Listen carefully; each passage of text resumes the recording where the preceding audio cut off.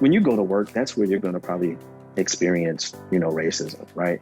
When I was growing up on the south side of Chicago, we were pretty segregated. So I'm gonna be honest, I probably didn't experience too much racism because I wasn't even interacting with whites on a daily basis. But when I go into these particular working spaces, that's when I'm gonna be forced to interact with the dominant society on a regular basis. And they're gonna be forced to interact with me. And not only that, but more than likely, there's gonna be a white person. If I'm working in the bank, there's gonna be a white person that has some level of say-so of how much money I make, the rate at which I'm promoted, how far within an organization that I'm going to go.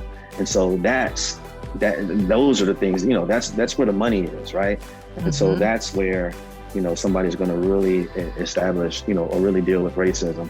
And honestly, if I was riding on a train and a white person came or any person came and they called me the N-word, I probably wouldn't even care.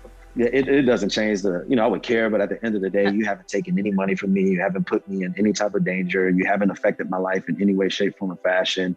If I feel like, addressing you, I will. But honestly, if I just look at you as a clown, then I could just probably look at you as a clown and keep going about my day and continue what I was doing and never, ever, ever think of you again.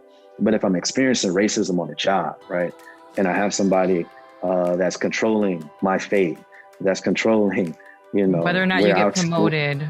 Where I live, whether or not my kids can go to a private school. If I go on vacations with my wife, proverbially, because I'm single and I don't have kids, but I'm speaking for everybody here, right?